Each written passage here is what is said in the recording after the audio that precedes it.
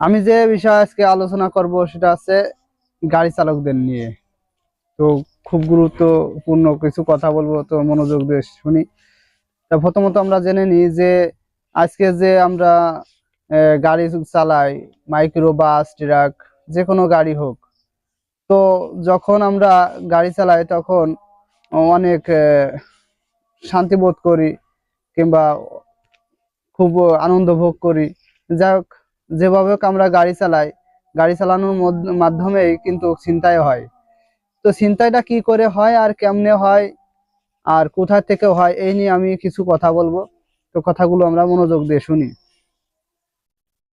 তো আমরা যে গাড়ি চালক যে ভাইয়েরা আছে, ড্রাইভার আছে, তো অধিকাংশ সময় দেখা যায় যে আপনার নির্জন এলাকা থেকে গাড়ি ছিনতাই হয়, গাড়িতে ডাকাত পড়ে। তো ডাকাতগুলা কিভাবে আক্রমণ করে আর কিভাবে সতর্ক করতে হবে, সতর্ক থাকতে হবে, সেই বিষয় নিয়ে আমি কিছু কথা বলি। তো প্রথমত আমরা যে বিষয়টা জানি যে আমরা যারা ড্রাইভার আছি, যে গাড়ির চালক যারা আছি, তো এই গাড়ি চালক যারা আছে তারা কন্টিনিউ গাড়ি চালায়।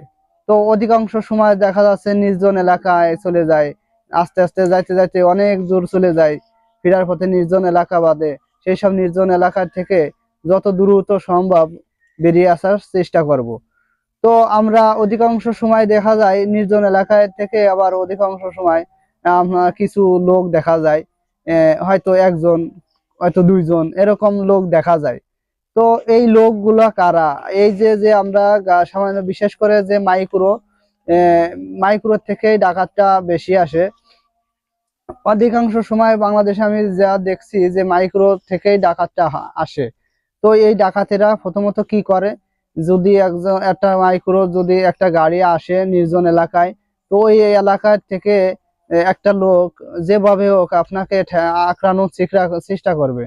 তো ও কিভাবে আঁকড়াবে?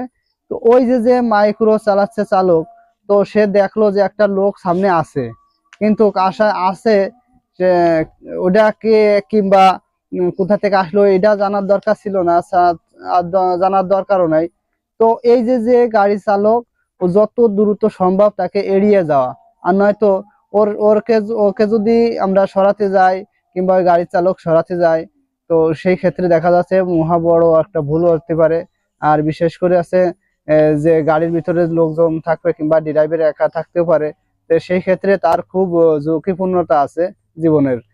তো এই জন্য আমরা যদি নির্জন এলাকায় গভীর রাত্রে আসতে লেট হয়ে যায়, গাড়ি চালাই যে কোনো গাড়ি, তো সেই ক্ষেত্রে আমরা যদি একটা লোক দেখি, তো তারে হরেন দিয়ে হোক আর যেভাবে দিয়ে হোক, তাকে সে সাইড না দিলেও তাকে ঘেঁষে হলেও তার কাছে যত দ্রুত সম্ভব এড়িয়ে যা, কারণ সে নির্জন এলাকায় সে আছে।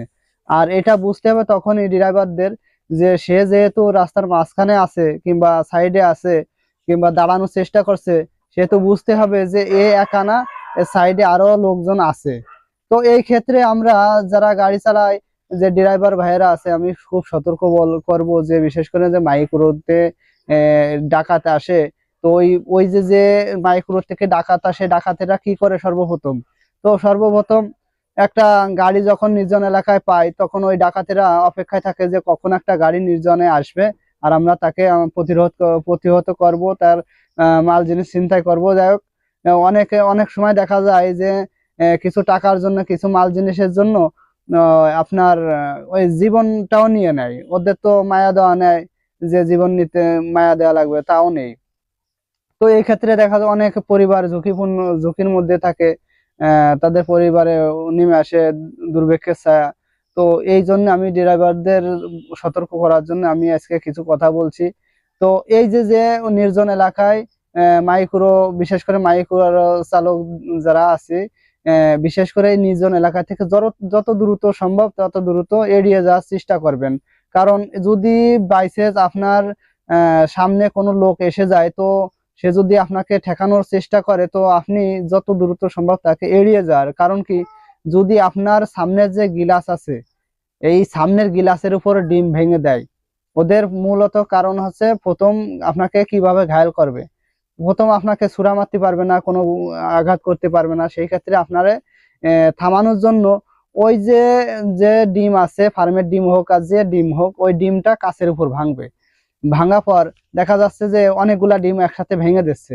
দেওয়ার পর আপনি যখন ওই গিলাসটা সাফ করার জন্য আপনার সামনের যে সুইচটা টিপ দিচ্ছেন, একটা আহ পরিষ্কার করা, গিলাস পরিষ্কার করার জন্য একটা মেশিন থাকে, যাই হোক ওইটা দিয়ে যখনই সাফ করতে যাবেন আর নিজে তো নামতে পারতেছেন না, তো ওই ক্ষেত্রে যখন ওইটা চালাবেন, চালানোর পর ওই গ্লাসের উপরে আপনার সাদা আবরণ হয়ে যাবে, পেপারের মতো সাদা কাগজের মতন হয়ে যাবে।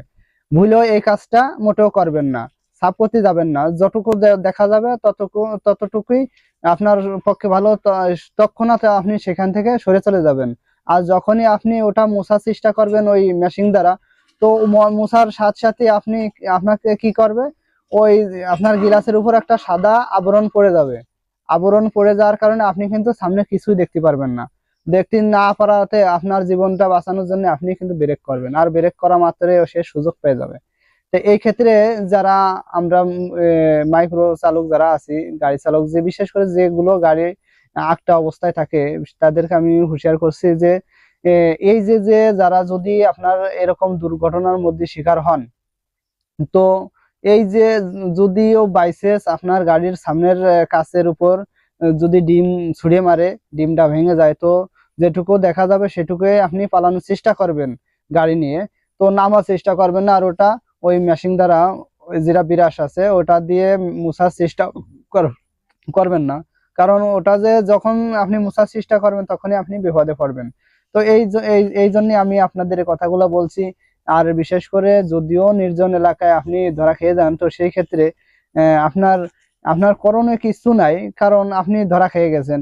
তো এই জন্য আমি বলতে চাই যে নির্জন এলাকায় যদি দুই একজন লোক দেখেন আপনাকে আটকানোর চেষ্টা করে, কিংবা ডিম ভেঙে দেয় কাছের উপরে, তো সেগুলো আপনি কোনো বিষয়ে লক্ষ্য না রেখে আপনি যত দ্রুত পারেন গাড়িটা সরিয়ে নিয়ে আপনি সেদিকতে চলে আসার চেষ্টা করবেন। আশা করি আমার কথাগুলো বুঝতে পারছেন। আর বিশেষ করে যারা আমরা গাড়ি চালাই তারা সতর্কতার ভাবে গাড়ি চালাবো, কারণ পরিবার সবারই আছে, সবারই বাচ্চা আছে, তাদেরও জীবন আছে।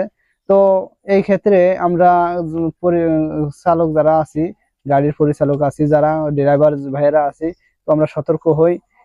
অহরহর এইভাবে হচ্ছে, যার কারণে আমাদের অনেক, মানে আমাদের পরিবারে অনেকটা ঝুঁকির মুখে থাকে, ঝুঁকিপূর্ণতা থাকে। তো এই জন্যই আমরা যদি সতর্ক হই, তো দেখবেন বেলা এই ছিনতাই ডাকাত কোনোটাই থাকবে না, আস্তে আস্তে কমে যাবে। তো এই ছিল আমার আজকেরকার কথা। তো সবাই ভালো থাকবেন, সুস্থ থাকবেন, আল্লাহ হাফেজ।